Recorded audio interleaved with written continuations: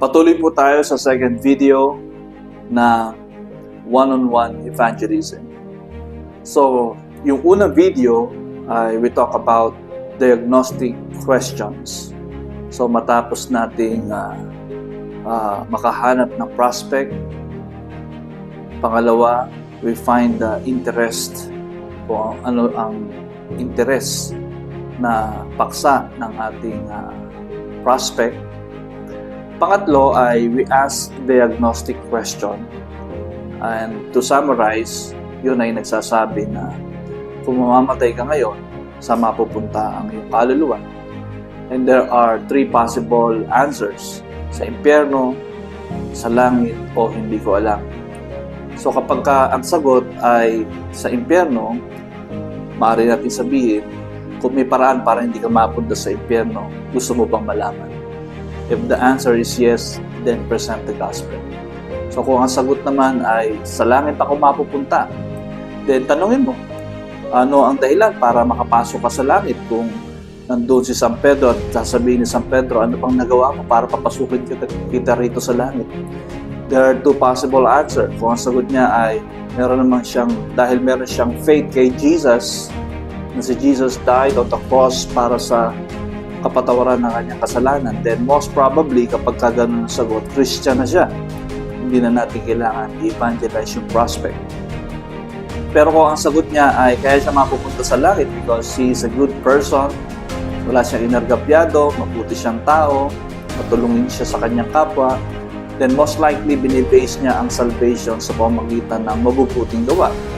So alam natin na hindi yon ang turo ng Panginoon because salvation is by faith alone, not by good works, according to Ephesians 2:8 and 9.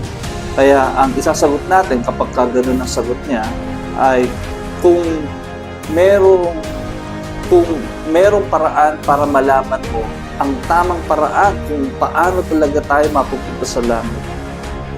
Gusto mo bang malaman? Would you be interested? Kapag ang sagot niya ay oo, then we can present the gospel.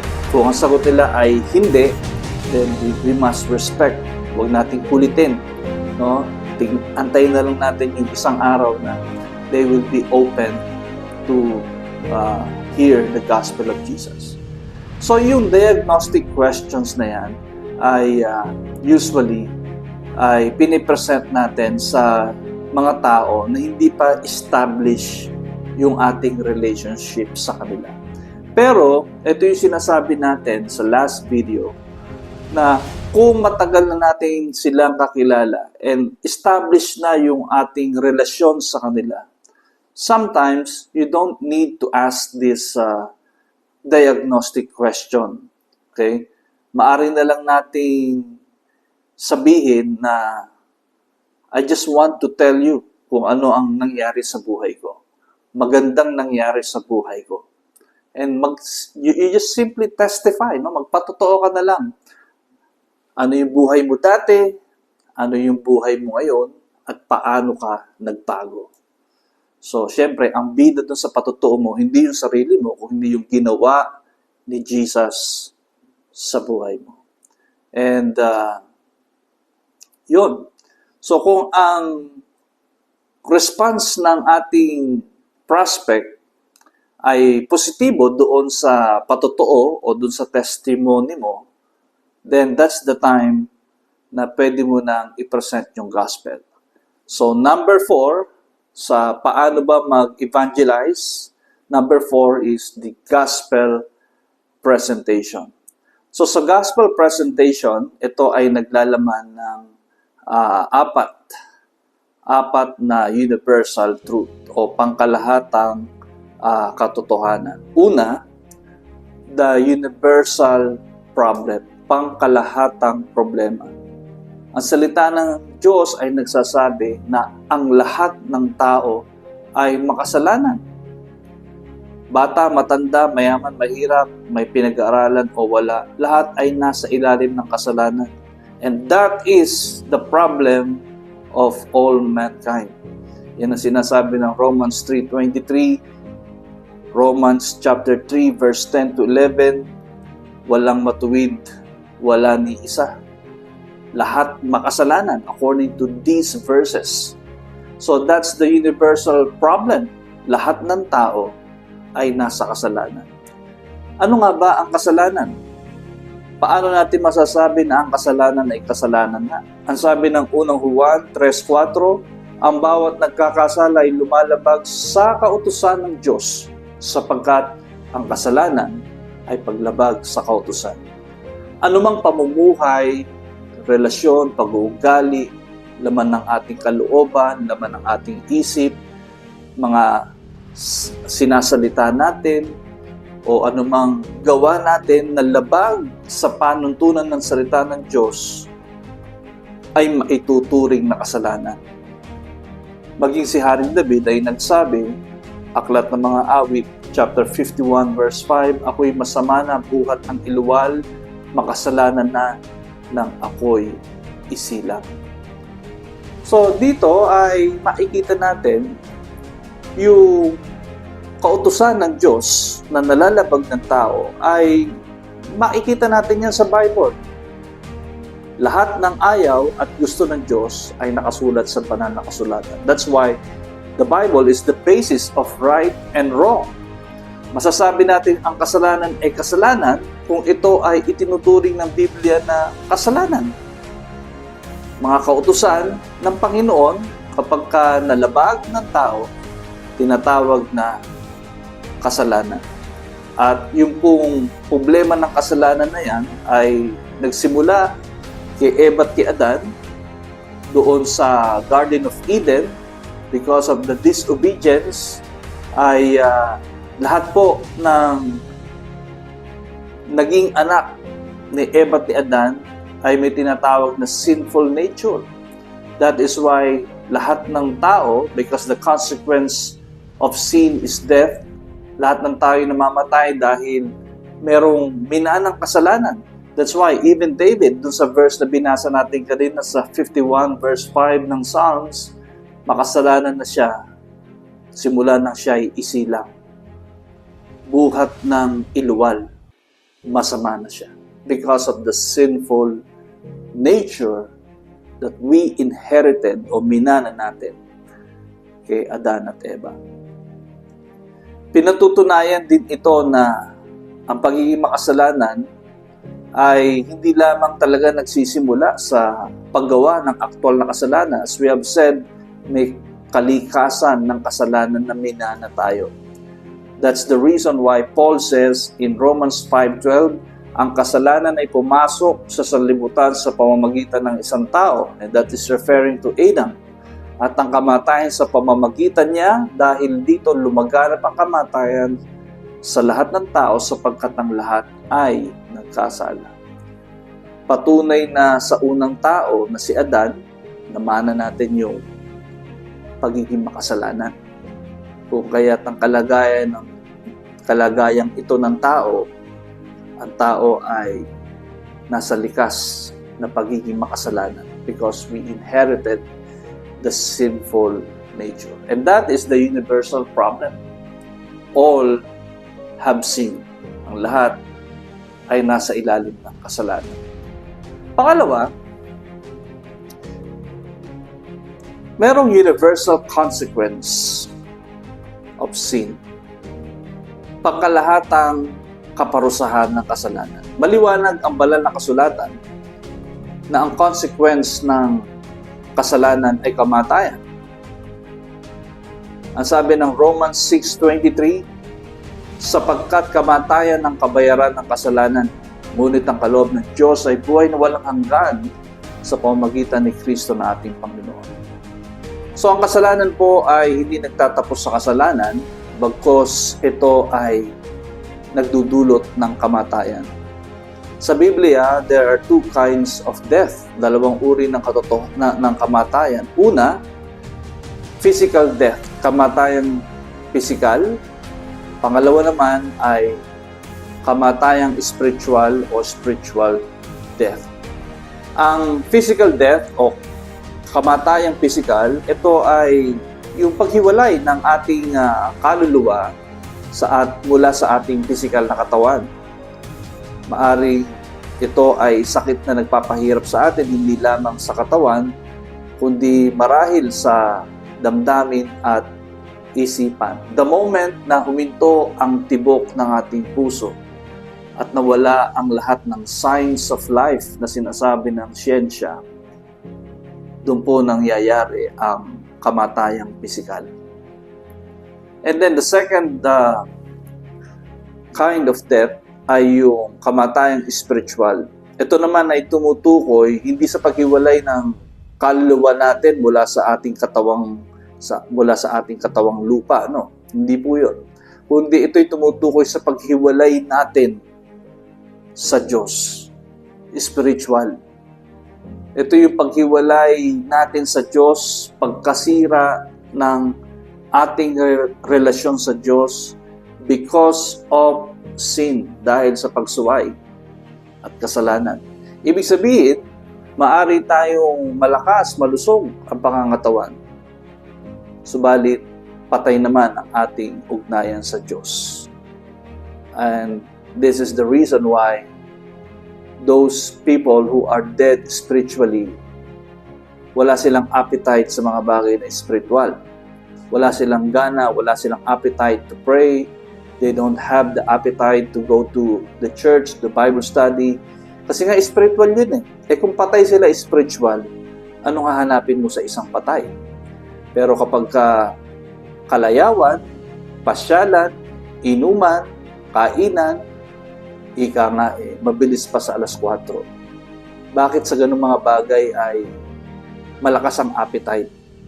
Simple lang, because they are dead spiritually. So yun ang nangyayari sa isang taong patay spiritually. Wala silang gana patungkol sa Diyos. And they may have religions, maaring may religion sila, but the Bible says ang kanilang panalangin ay hindi nadidinig.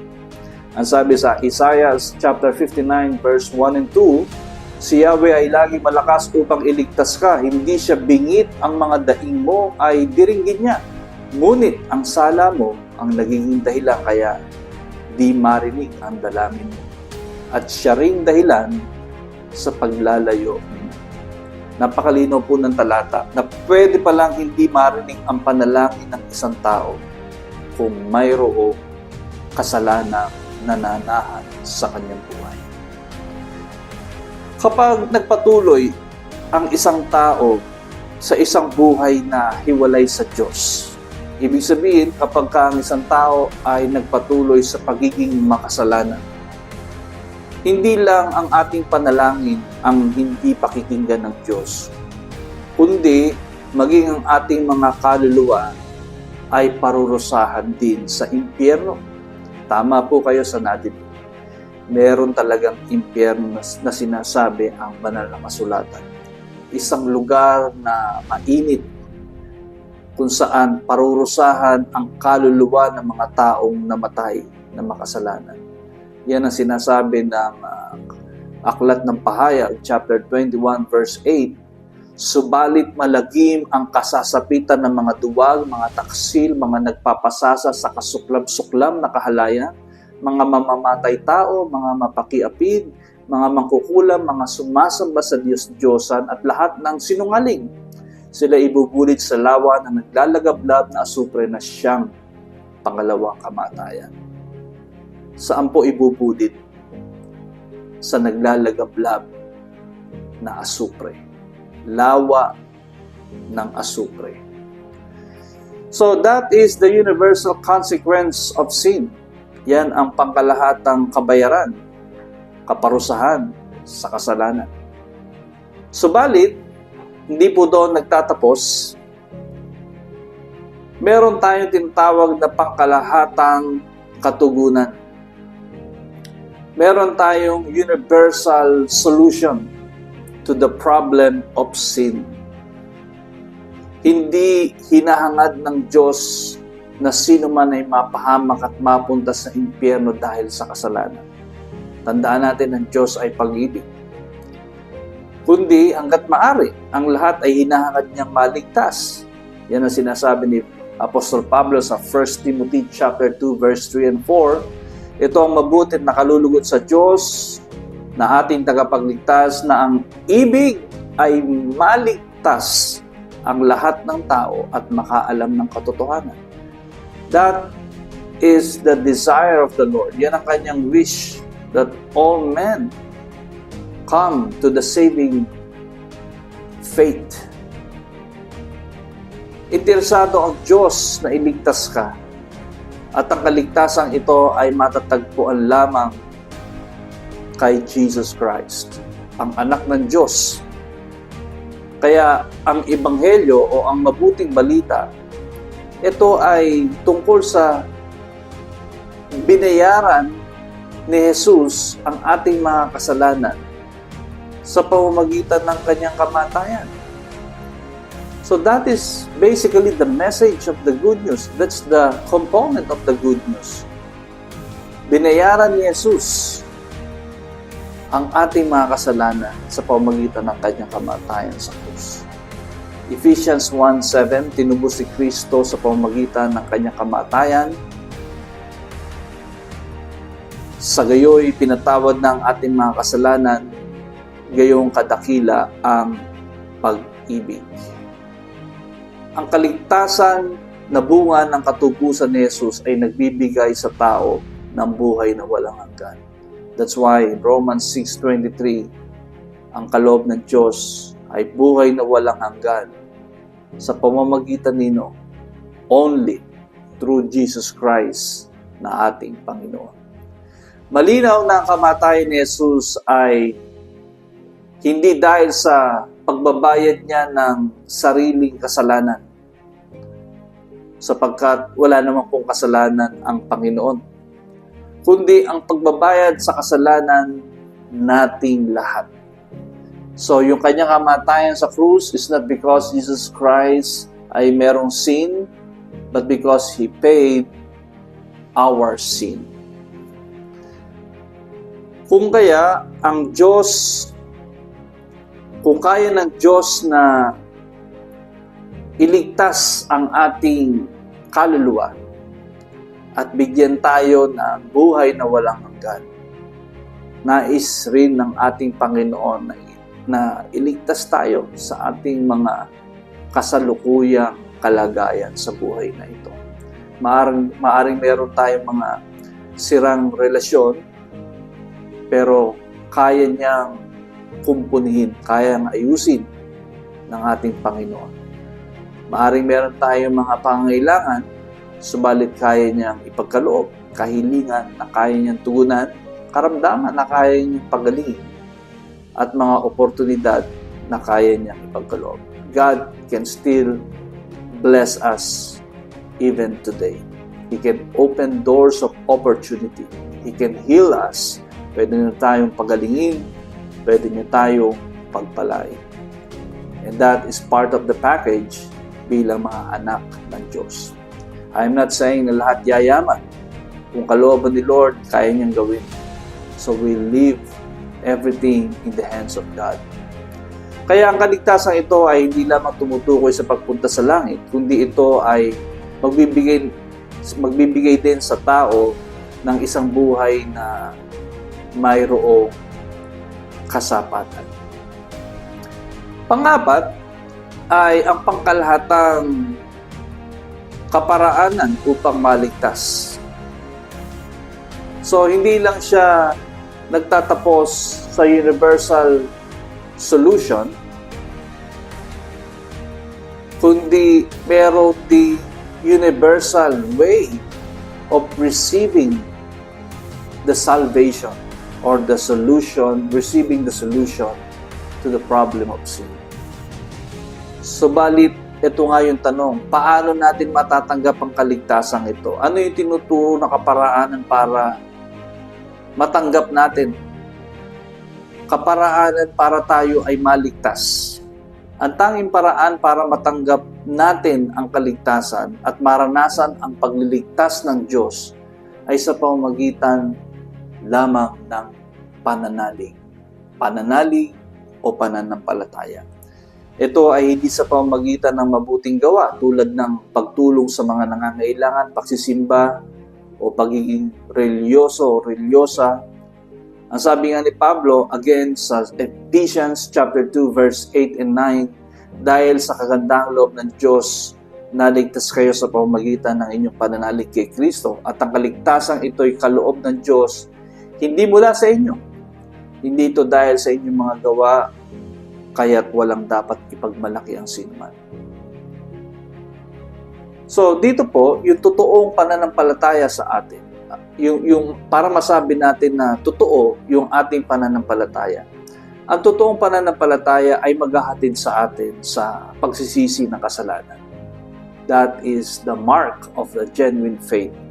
Hindi natin pwedeng ipaghiwalay ang totoong pananampalataya sa pagsisisi. Pag sinasabi nating nananampalataya o naniniwala tayo ng buo sa Panginoon, we are saying, Lord, you are right and I am wrong. Kayo ang tama, ako ay mali. So therefore, with that premise, tayo ay nagsisisi ng ating pagkasalanan, nagsisisi tayo sa ating mga kamalian. Kung pwede po na iligtas ng tao ang kanyang sarili, alam natin na hindi na kakailanganin pa na magkatawang tao ang Diyos at bumaba dito sa lupa upang mamatay doon sa krus at bayaran ang ating mga kasalanan. Di ba? Kaya nga, ang tamang relasyon sa Diyos ay nagsisimula sa pananalig, pananampalataya, pagtitiwala. Pagtitiwala ng buong puso na binayaran ni Jesus ang lahat ng iyong kasalanan, kahit gaano ito karumi, kahit gaano ito kaitim, kahit gaano pakapangit ang ating nakaraan, binayaran ni Jesus ang lahat ng ating kasalanan sa nakaraan, sa kasalukuyan, at maging sa mga susunod pang panahon. So, dito ho ay Jesus died on the cross at nakahanda siyang patawarin ang lahat ng ating kasalanan kung tayo ay mananampalataya at magsisisi.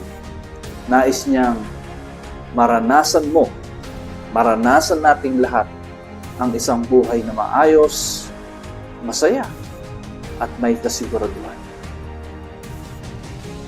So that is the gospel. Kung mapapansin nyo, there are 4 universal truths.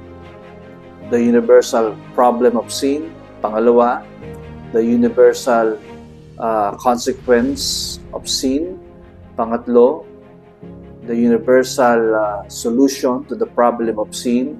At pang-apat ay the universal method of receiving the salvation. So, makikita natin yan. Then, after the presentation of the gospel, I believe you can review this in your handouts, sa inyong materials. Then, panglima, on how to evangelize. So, natapos na tayo, you already have the prospect at nakita mo na, you already found the interest of your prospect. Binato mo na rin yung diagnostic questions. And then, nagkaroon ka na ng gospel presentation. And then, the fifth one is the gospel invitation. Yes, gospel invitation. Matapos ang gospel presentation, napakahalaga na mabigyan ng pagkakataon na tumugon ang iyong prospect. Ito ang pinakamahalagang sandali sapagkat ang kanyang desisyon, yung desisyon ng prospect mo kung tatanggapin si Jesus o hindi ay malalaman natin. So narito ang ilang paraan ng pagbibigay ng gospel invitation. No? These are some suggestions sa pagbibigay natin ng imbitasyon sa pagtanggap kay Jesus. So habang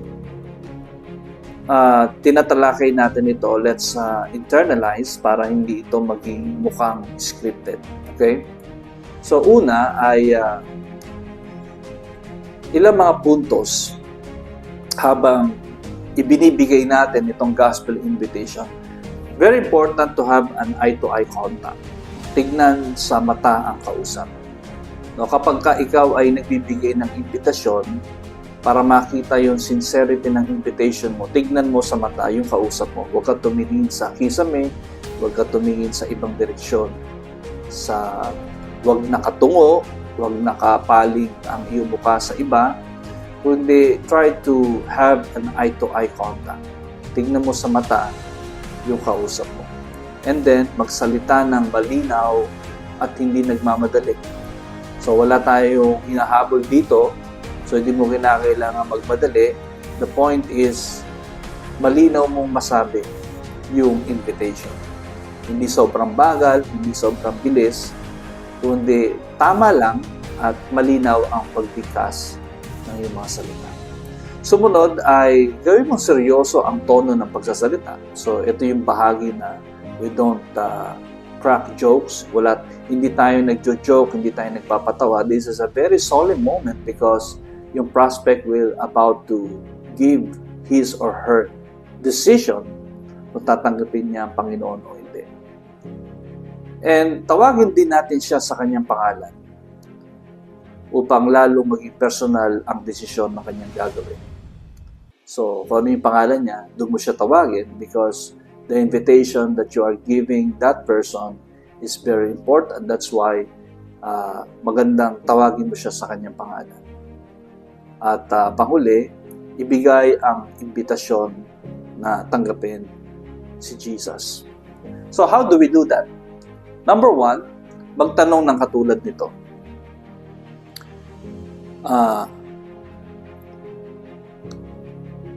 Halimbawa, let's say Joel ang kanyang pangalan.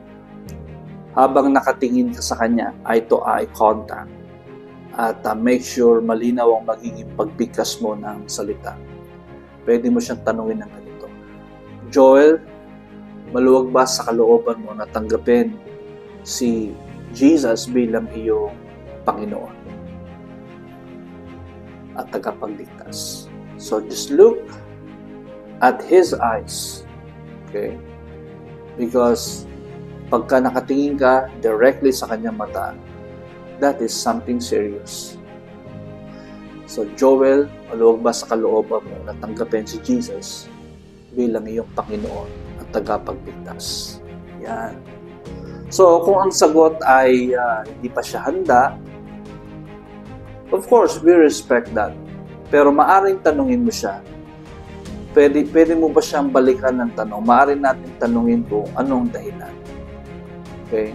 So, kung sasabihin niya, hindi pa siguro ngayon. Maaari natin tanungin, sa palagay mo, bakit ang pakiramdam mo hindi ka pa handa na tanggapin si Jesus? So, tingnan natin, no? Kasi baka mamaya, ang konsepto niya is he will be transferring to another religion. No? So, ang emphasis natin is not about religion, it's about relationship with Jesus. Kaya yun yung gusto nating ma-verify. Kaya kung ang sagot niya ay hindi, tanungin natin, pwede ko bang malaman ang dahilan bakit hindi pa ang sagot mo ngayon? Pero kung matigas ang kanyang sagot na hindi o kaya ayaw niya na magpaliwanag, ay huwag nating pilitin. We just respect, igalang na lang natin ang kanyang pasya. Kung ang sagot naman ay hindi siya sigurado kung ano ang gagawin niyang pagpasya. Kasi ang tanong natin, di ba, sa gospel invitation ay, halimbawa, Joel, maluwag ba sa kalooban mo na tanggapin si Jesus bilang Panginoon at tagapagligtas mo? So kung ang sagot niya ay hindi ako sigurado, I don't know. Kung gano'n ang sagot niya, maaari natin pa rin tanungin, anong dahilan bakit hindi ka sigurado? So, ipaliwanag natin na ito ay hindi tungkol sa religion, kundi ito ay tungkol sa pagsisimula ng tamang relasyon sa Diyos. Pero kung ano man ang kanyang maging pasya at sasabihin niya hindi pa rin siya sure or alangan pa rin siya, of course, huwag nating ipilit, igalang na lang natin yung kanyang pasya. Now, kung ang sagot naman niya ay oo, ito yung pinakahihintay natin at pinakamasayang sandali na ang isang tao ay magsabi ng yes kay Jesus. So, gusto mo bang tanggapin, maluwag ba sa kalooban mo, Joel, na tanggapin si Jesus bilang Panginoon at tagapagligtas mo? Kung sagot niya ay, opo, oo. And then, we will proceed sa number 6. Ang tawag dito ay panalangin ng pagtanggap.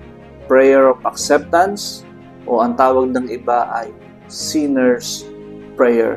So, tutulungan natin siya dito sa sinner's prayer o ililid natin siya dito sa panalangin ng pagtanggap. Mahalaga pa rin sa tagpong ito ang pagbigkas ng malinaw sa panalangin susundan ng iyong prospect. Imbitahan siyang pumikit at sumunod sa iyong panalangin ng pagtanggap. Sa muli, hindi kailangan magmadali sa panalangin. So, wag tayong masyadong matense na sa sobrang bilis ng panalangin natin hindi na nasundan ng ating kausap o kaya naman di na maintindihan yung panalangin na pinipigkas natin. Ang panalangin ay hindi rin kailangan mahaba. Hindi kailangan ng masyadong malakas o masyadong mahina ang boses. Dapat ay sapat lang ang lakas na marinig ka ng malinaw. At gumamit ng salita na madaling sundan. So, maaari mong sundan ang pattern na ito. This is called ABCDE para mas madaling matandaan. A, sa sinner's prayer or sa prayer of acceptance, A is admit. No? Dapat dun sa panalangin ay mailip mo siya na aminin niya ang kanyang kasalanan. Sumunod, letter B, believe. Dapat lumabas din dun sa prayer na manalig na siya ay nananalig kay Kristo na si Jesus ay namatay upang bayaran ang kanyang kasalanan.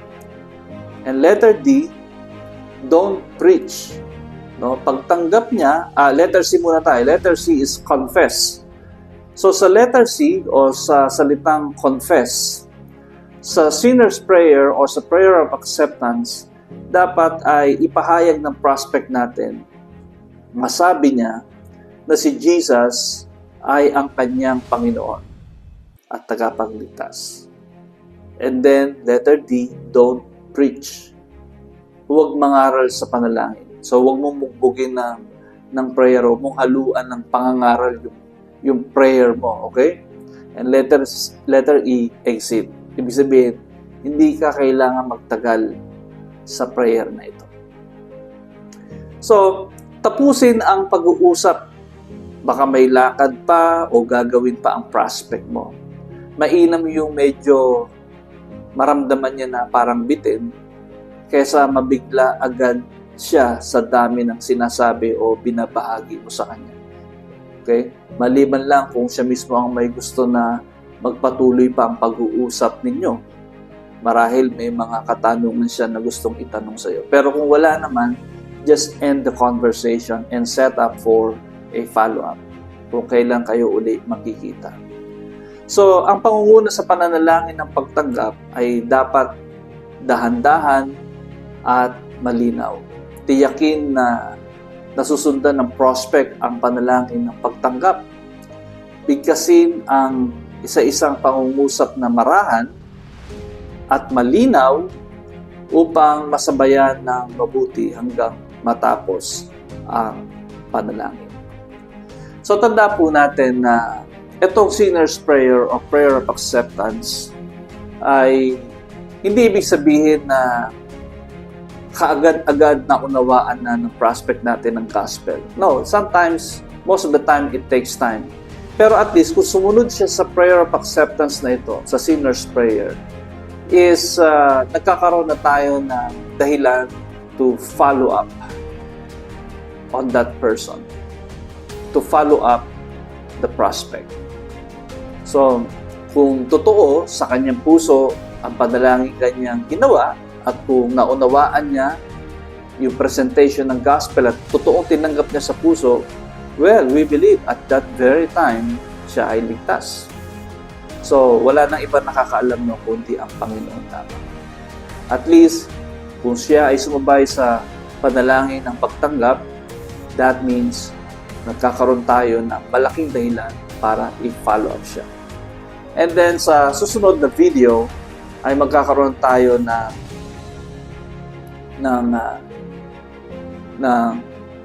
example how we can execute itong sinner's prayer starting doon sa gospel invitation.